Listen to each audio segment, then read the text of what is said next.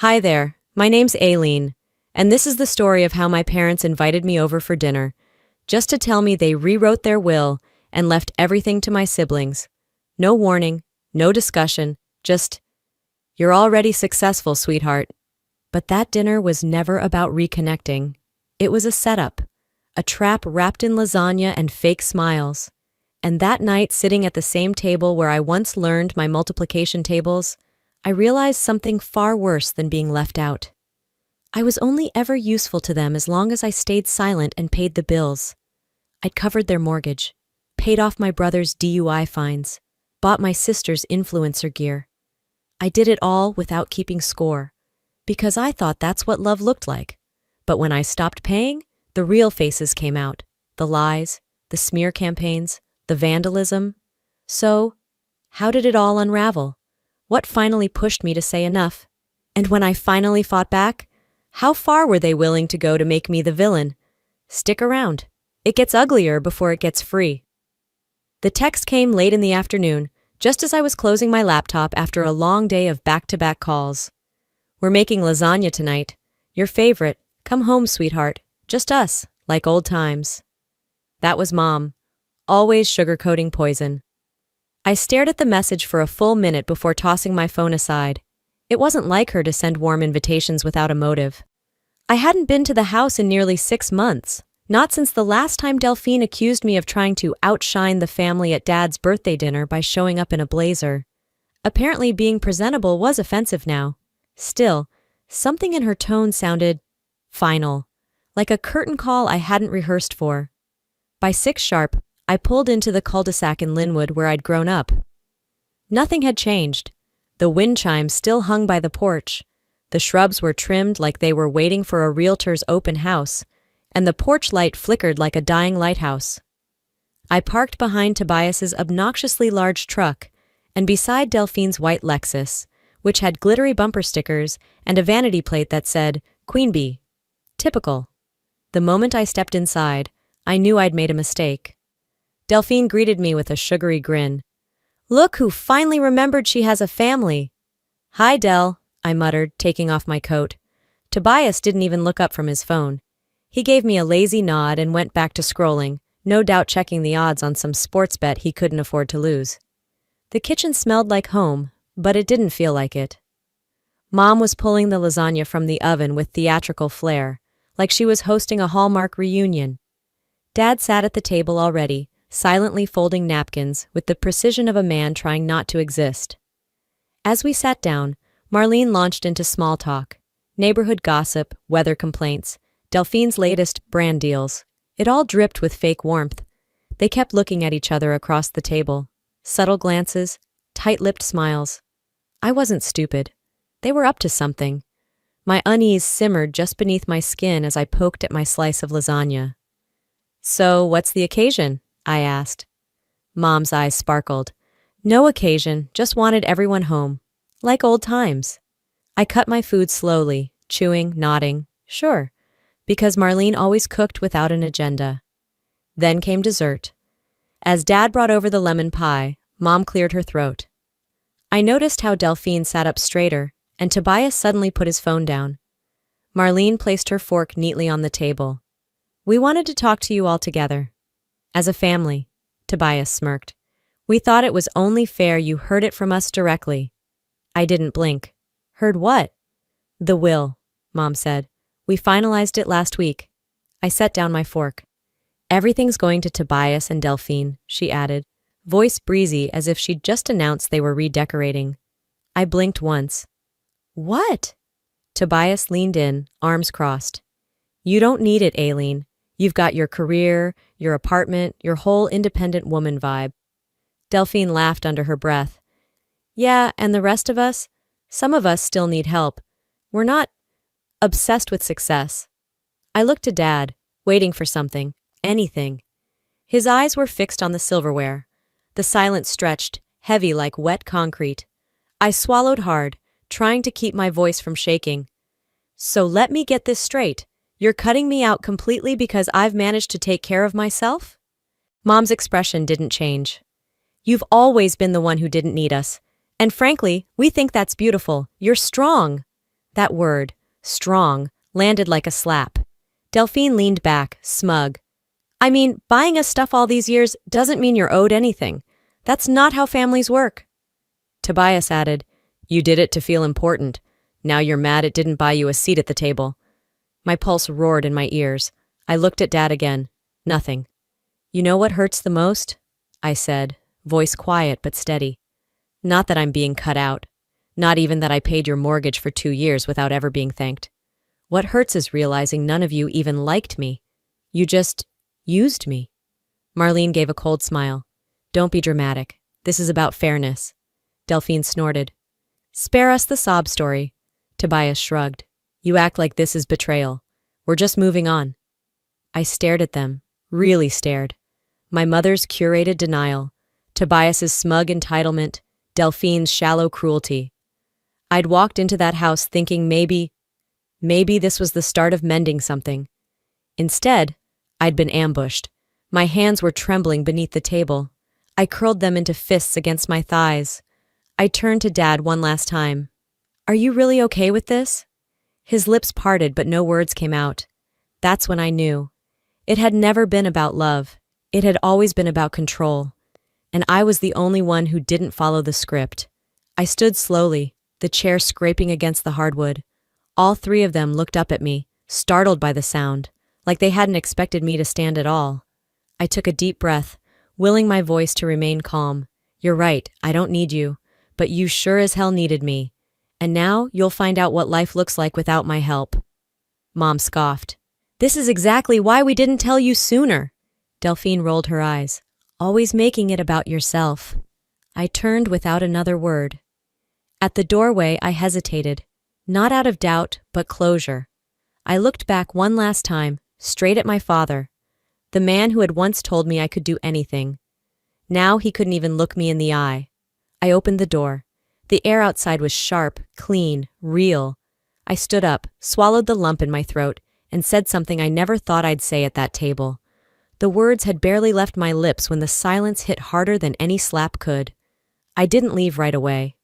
I wanted to, I should have. But I stood there, just behind my chair, as if the act of standing had shifted something permanent in the room. My hands were steady now. My voice had done its job, but my heart? It was quietly splitting open. Marlene leaned back, the corners of her mouth tugging upward like she'd won a prize. You always react like this, she said coolly. No one's attacking you. Tobias scoffed. She thinks everything is about her. Typical. I crossed my arms, locking my gaze on my mother. I gave everything, and this is how you repay me? It's not about repayment, she said, as if the word itself was vulgar. It's about family. You've always made it transactional. That was rich, coming from the woman who used my bank account like it had no password. Tobias added with a smirk, You act like you deserve a medal for doing what family should do. I clenched my jaw. Covering 2 years of mortgage payments wasn't family duty. Neither was refinancing my own loan to pay your tuition. Oh, please, he said, waving me off. You're obsessed with numbers. That's your whole personality. Delphine joined in. You never show up unless it's about money. We feel that, Aileen. There it was. The group performance, one by one, each of them picking their cue. I'd seen this show before, but never from the front row. I didn't come here to beg, I said flatly, but I expected a shred of decency. Marlene's tone sharpened. What you expected was control. You think that just because you earn more, you're owed more. That's not how this family works. I earned everything I have. You asked for help. I gave it, every time, quietly. And that's the problem, she said, her voice rising. You think being quiet makes you noble. It doesn't. It makes you manipulative. I blinked. Excuse me? You helped us because it made you feel powerful, she continued. And now that we won't let you dangle that over us, you're throwing a tantrum. Gaslight, deflect, reverse. Classic Marlene. I turned to Walter, who still hadn't spoken. Dad, I said slowly, do you really think this is fair?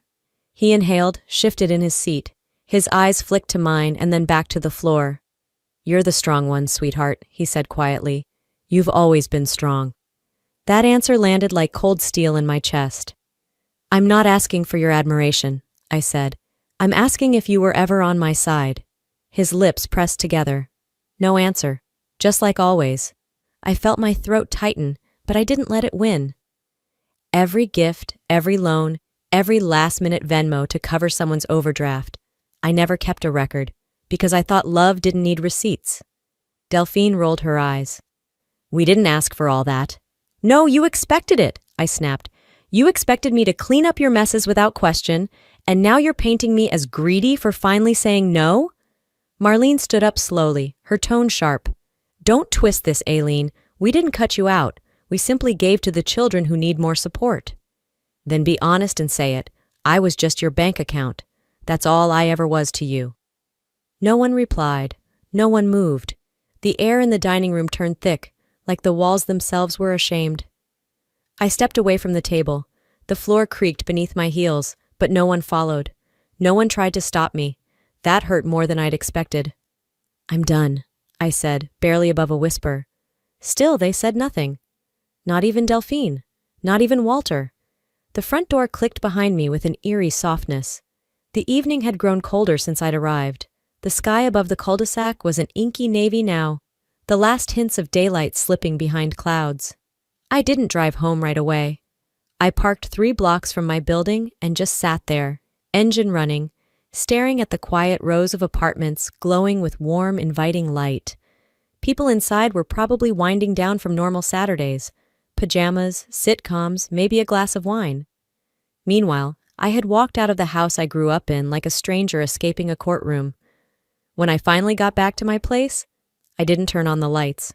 I dropped my bag by the door, kicked off my shoes, and walked straight to the kitchen. The fridge hummed. The air felt too still. I opened the bottle of Cabernet I'd been saving since Christmas. Funny, I'd been waiting for a special occasion.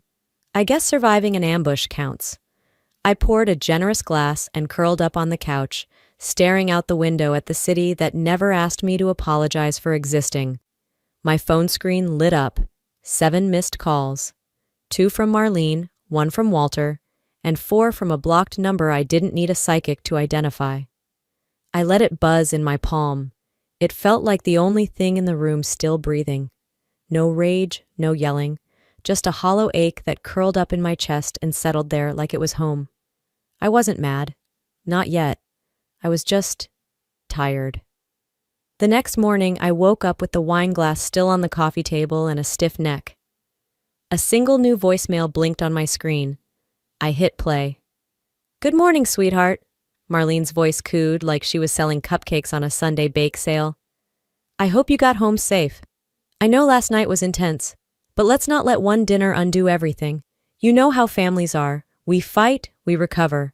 That's what we do. I almost believed her, until the last sentence. Oh, and I trust the mortgage transfer went through this morning. I scheduled the insurance renewal too, just a heads up. There it was, the leash. Padded in velvet, but a leash nonetheless. I didn't respond. I couldn't. Later that afternoon, as I tried focusing on blueprints for a project deadline, my phone buzzed again. This time it was Walter. A text, not a call. I know this is hard. Maybe just apologize to your mom so things calm down? Not, I'm sorry we hurt you. Not even, let's talk. Just a push to smooth things over, to make me the peacekeeper again. I stared at the message until the screen dimmed. Then I set the phone face down. They still thought I was the problem, that I needed to be fixed, that I was too emotional, too ambitious, too inconvenient. My mind drifted, flashes of birthdays I'd thrown for them, alone. The year Tobias lost his job, and I covered his rent. The camera equipment I ordered for Delphine's influencer, Brand. Even the damn plumber I paid last March when the basement flooded, they forgot all of it. And maybe that's what hurt the most. Not the money. Not even the betrayal. It was that they never remembered what I couldn't forget. They only noticed me when I stopped giving. I opened my banking app. Mortgage transfer, active. $1,800 on the first of every month. Below it, the utilities, labeled Home Support. My hand hovered over the screen. Click. Another screen popped up. Are you sure you want to cancel this recurring payment? Yes. And just like that, the chain broke. I leaned back on the couch. The silence didn't feel suffocating this time. It felt earned. The following morning, for the first time in weeks, I woke up without checking my phone. The apartment was still and calm. No buzz of incoming demands, no guilt-lined reminders. The light through the blinds painted soft stripes across the floor, and my coffee brewed with a quiet hum that didn't feel interrupted by anyone's expectations. I actually finished my toast, hot, not microwaved from 3 hours ago because someone needed a deposit by noon. A part of me hoped the silence meant they'd finally gotten the message. That my absence, both emotional and financial, had spoken louder than the years I played the background provider. But peace never lasts long in a family that feeds on control. 2 days passed. Then came the first ripple. A voicemail from Marlene, her tone sweet as syrup left too long in the sun. "I saw the mortgage didn't go through," she said, as if she were commenting on a missed haircut. "Are you okay, sweetheart? This isn't like you. You're not unraveling, are you?" That last word stuck. Unraveling. Next was Delphine. A text, bubbly and cruel in its passive aggression. "Hey sis, not sure what's up, but hope you're not in a dark place or anything. Maybe check in?" I didn't respond. I deleted both like they were spam, but the impact lingered. By Thursday, it spread beyond the family. While waiting for the elevator at work, my colleague Melanie turned to me mid-scroll and said, "Random question, is your brother Tobias?" I nodded cautiously. She hesitated, then added, "He's been at the pint with some guys I know. Told them you've been going through something. He said you've always been a bit intense when pressure's on." I froze. Melanie noticed. "Sorry, I didn't mean to. He made it sound like you're spiraling or something." "He did?" I asked, my voice tighter than I meant. She nodded, visibly uncomfortable. "I just thought you should know. It sounded calculated." Calculated. That was Tobias's specialty. Always play the victim before someone notices your fingerprints. By lunchtime, I was pacing my office, phone in hand, but no idea who I'd even call. My head was swimming with half-finished conversations, imaginary confrontations, people I hadn't seen in years now suddenly getting a version of me I didn't authorize. It wasn't the rumors that broke me, it was the intention behind them. He wasn't trying to hurt my reputation, he was trying to isolate me, to flip the narrative so that if I pushed back, no one would believe it was justified. "You've always been the dramatic one." "She holds grudges." Classic middle child syndrome. That old chorus came flooding back. I'd heard versions of it at every family barbecue, whispered at holidays when I left early to finish work, muttered when I said no. I closed my office door and sat on the floor, knees to my chest, breath shallow. For a moment, I felt 12 again. When I told Mom I didn't want to share my birthday party with Tobias, and she said, "You need to learn to put others first." Or 16, when I cried after being skipped for college tour money so Delphine could go on her dance retreat, and Dad said, "Don't make things harder than they are." My therapist's number was still in my contacts. I hadn't called in over a year, but that afternoon I did. She didn't ask what happened, she just said, "Talk." I told her everything. The dinner, the will, the payments, the smear campaign. When I finished, her voice came through the line like warm water over ice. "You're not the crazy one, Aileen. You're the clear one. That's why they're scared." That night, I sat on my balcony watching the lights of downtown shimmer like tiny mirrors reflecting every version of myself they had tried to shatter. My phone vibrated again. This time, it was a notification. Tobias had posted a story. I didn't open it. I didn't need to. The caption preview read, "Some people just can't handle losing control." I opened my messages and typed slowly, carefully. "I know what you're saying. Stop now. You won't like where this goes." My thumb hovered for a breath. Then I pressed send. The message sat there, unread, for now. By the next morning, the message I sent to Tobias still showed as unread. I wasn't surprised. Ignoring accountability was a skill he'd perfected by age 11. Still, part of me had hoped a direct warning would scare him enough to stop, or at least pause. But then again, Tobias didn't pause. He pounced.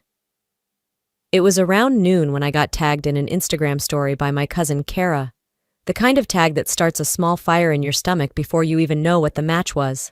I opened the post.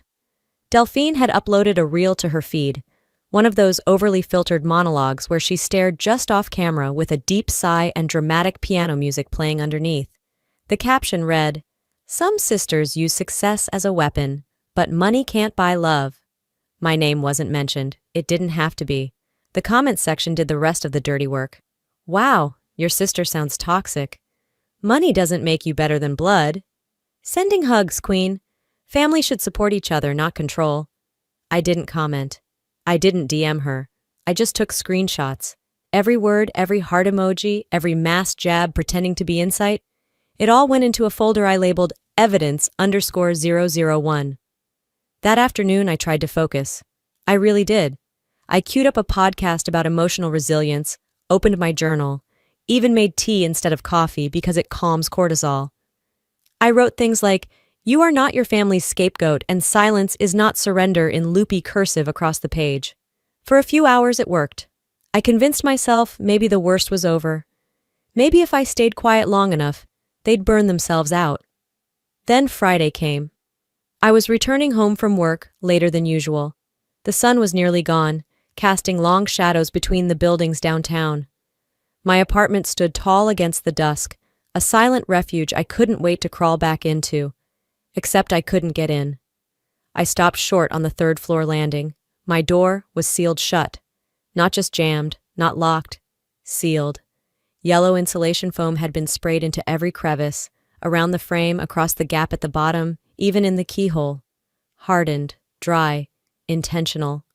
For a second, I just stood there, staring at it like it was some bizarre art installation. Then my stomach dropped. I pressed my fingers to the foam, rock solid. I tried the knob, knowing it was pointless. I stepped back, breath catching in my throat. The building manager, a soft-spoken guy named Leon, came up the stairs behind me. He froze at the sight. "What the hell?" he muttered. "You've got to be kidding me," I said, voice flat. He shook his head. This wasn't random. Someone knew what they were doing." I didn't argue. I already knew who did it. A locksmith arrived an hour later, shaking his head before he even set down his bag. "This ain't no prank," he said. "Whoever did this came prepared." While he worked, I went downstairs and pulled up my hallway camera footage from the building app. It didn't take long to find what I was looking for.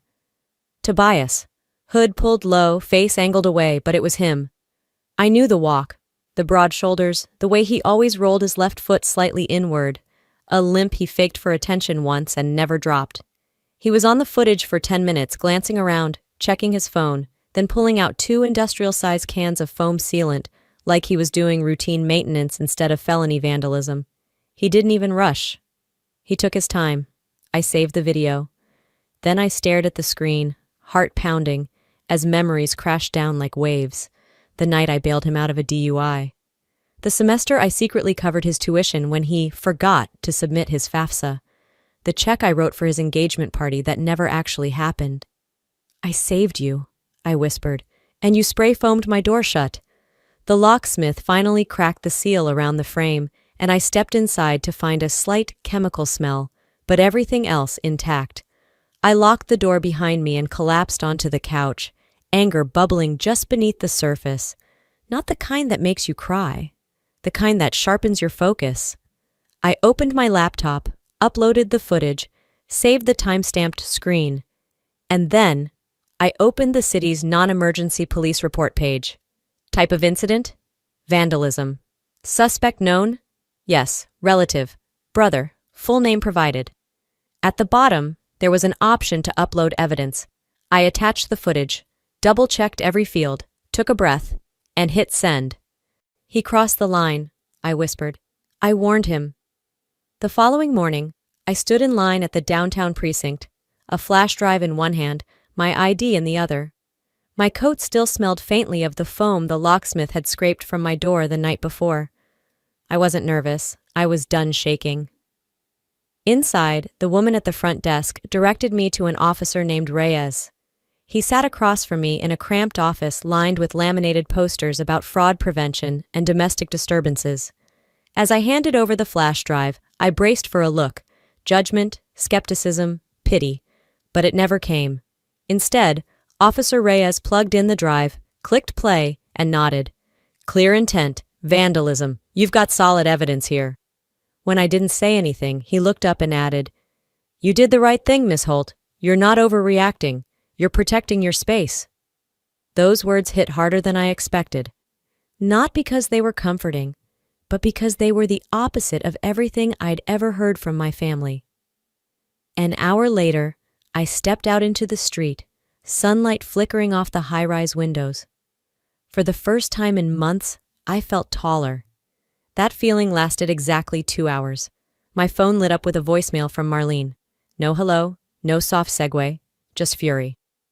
"You really called the police? We are your family, Aileen. You called the cops on your brother? Have you completely lost it?" I deleted it halfway through. Then came a text from Walter. "There has to be another way to handle this. Can't we fix this without lawyers?" I didn't even blink before deleting his message too. That night I sat on my couch, opened my journal, and wrote one sentence at the top of the page. They taught me boundaries were betrayal. I'm learning now that they're actually survival. I stared at those words for a long time. Then came a memory from 2018, as vivid as if it had just happened. Tobias, drunk off cheap whiskey, had borrowed my car, just for a quick ride. He totaled it into a guardrail 10 blocks away. Marlene called me, frantic. "Don't involve the cops. He's already shaken up. Just handle it, honey." I paid the deductible, covered the impound fee, replaced the car the next month. He never apologized. That was the first time I swallowed the rage. The first time I looked at my reflection and thought, maybe they're right. Maybe I'm the problem. Now? I was done swallowing. The next morning, the phone rang again. I didn't recognize the number, but I answered. It was a detective from the Seattle PD. "We've reviewed the footage," she said, "and we've reached out to Mr. Tobias Holt to inform him of the pending report." My pulse quickened. And?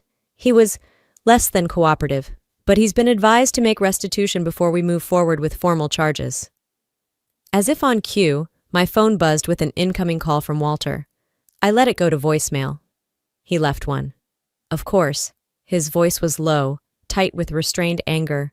"What will it take for you to drop this? Name it, we'll figure it out." I didn't hesitate. I texted him back. $3,000. That's what it cost to repair the door. Plus, an apology from Tobias, not a fake one, a real one, signed. 2 minutes later he replied, "This is extortion." I smiled bitterly and typed back, "No, this is consequence." The message stayed unread for hours. Then, just after 6 p.m., a bank notification popped up on my phone. Deposit received. $3,000 memo. Final payment. I stared at the screen for a moment, then laughed. Not from humor, but the sheer absurdity of it all. It had taken legal intervention, police footage, and a threat of charges for them to finally pay me back for a fraction of what I'd given over the years. It wasn't about the money. It never had been. But it felt good. Finally, something was on my terms. If they can't control you, they'll try to destroy you. A few days passed. I didn't hear a word from any of them. No calls, no voicemails, nothing. It was the kind of silence that didn't feel like peace. It felt like strategy. I should have known it wouldn't last. That Thursday morning, I sat at the dining table with my laptop open, sipping coffee while drafting an email to a client. My inbox pinged with a subject line that made my stomach lurch.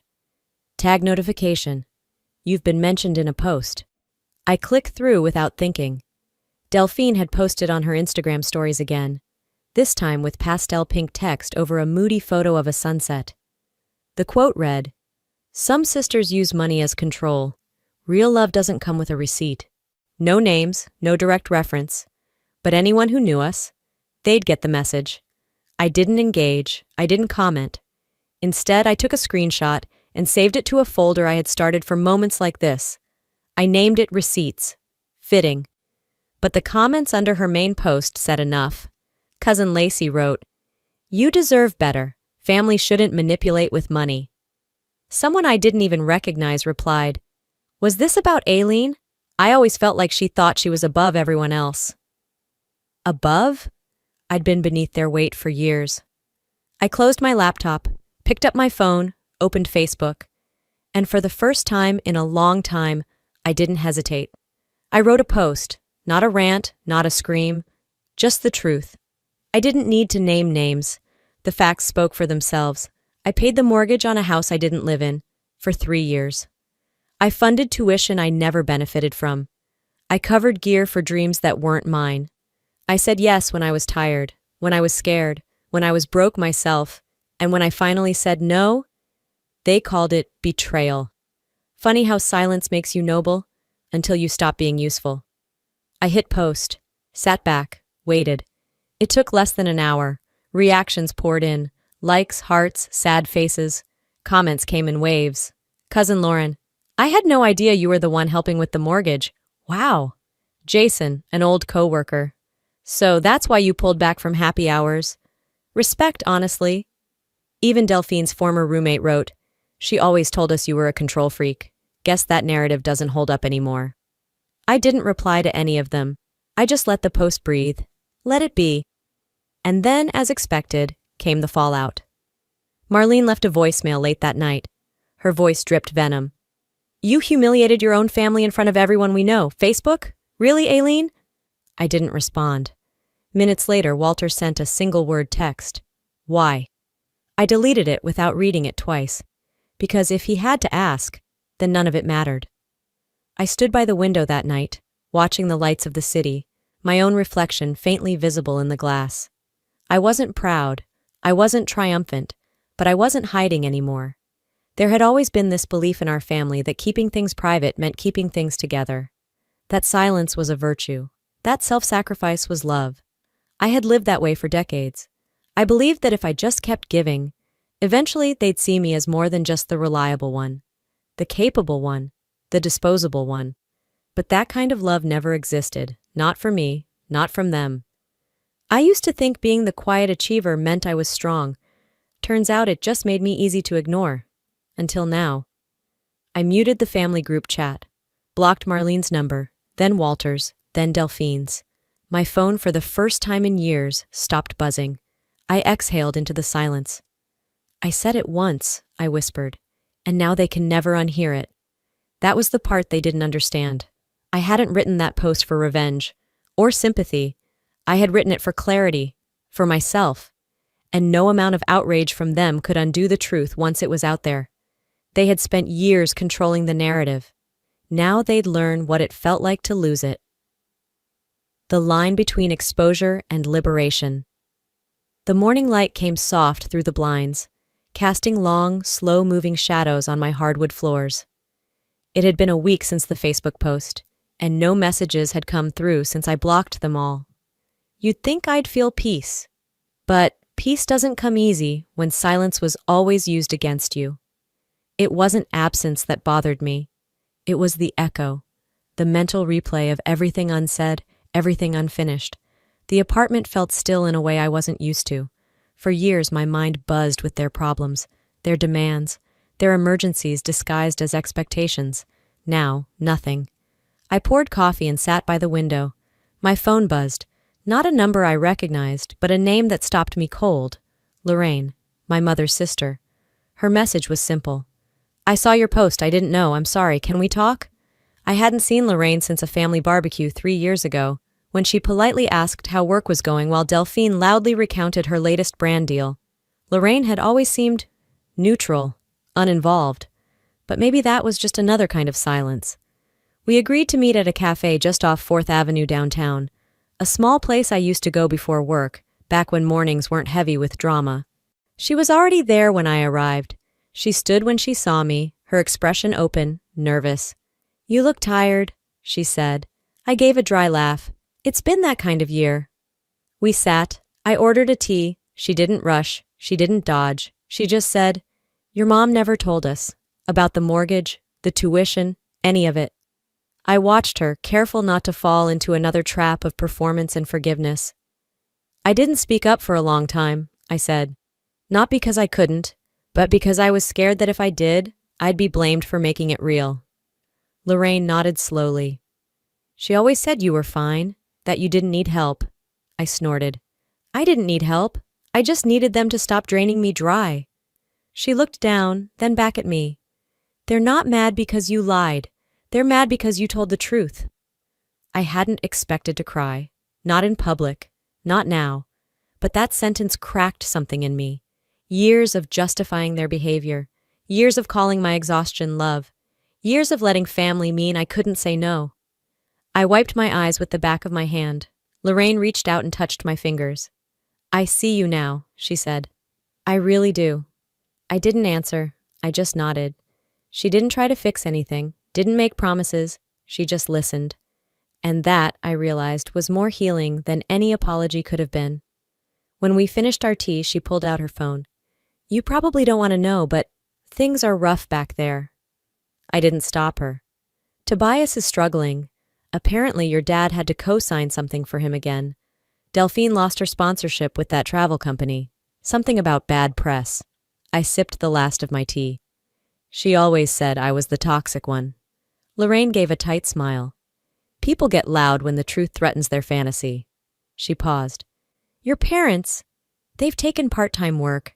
I think Walter's doing night shifts at a warehouse. Marlene's been helping out at a florist. I looked out the window. The sky was a thick gray, threatening rain. I didn't want to destroy them, I said quietly. I just wanted to stop saving them. We stood and hugged, not awkwardly, but like something reconnected, not fully healed, but present. I walked home under clouds that hung low, brushing the tops of buildings like whispered warnings. There was no dramatic music, no feeling of triumph. Just the slow, steady calm of a heart that had finally stopped sprinting for other people. Back home, I set down my bag and let my coat fall on the chair.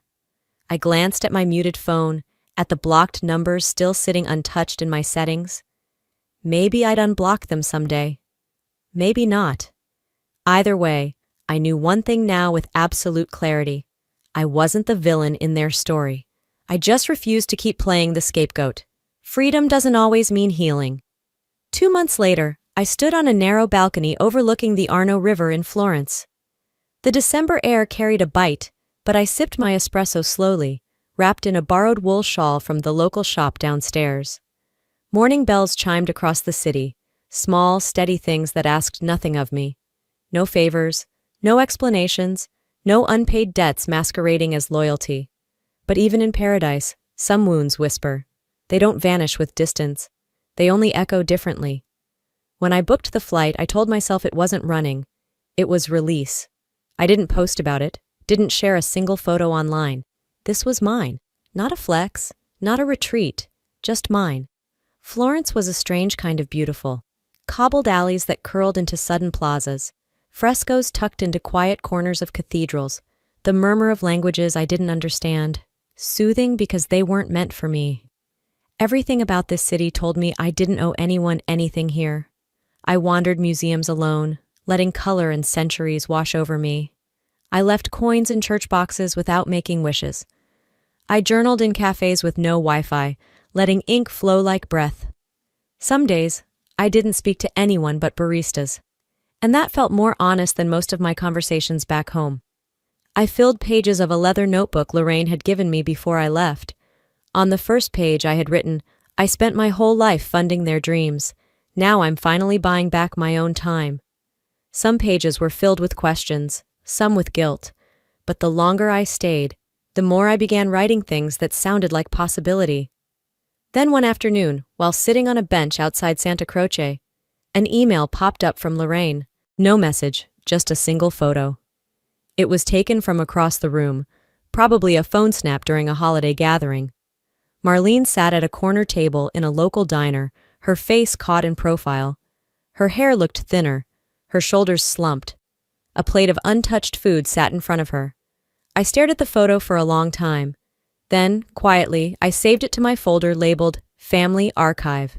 Not revenge, not pity, just context.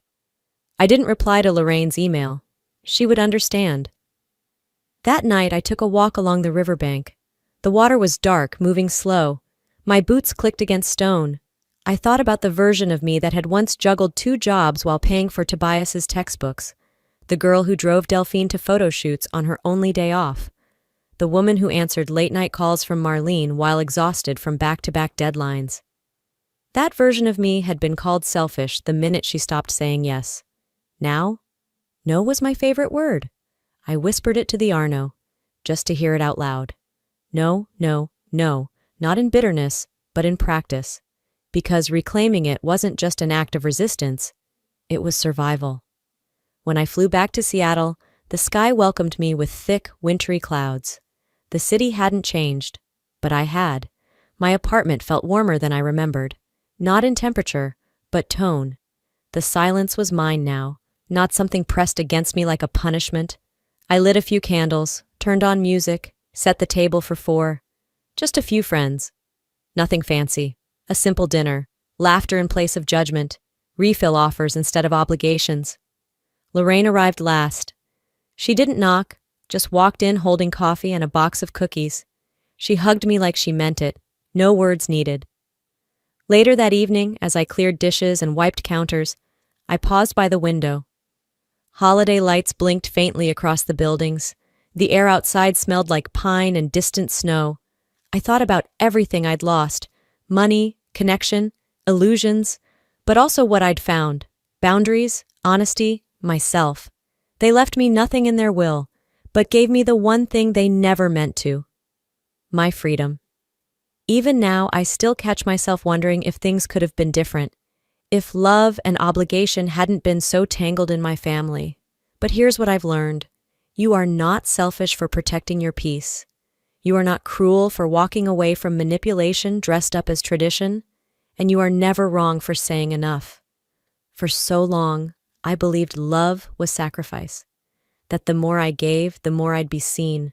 But the truth is, love that demands your silence, your wallet, and your soul without ever pouring anything back in return isn't love, it's control.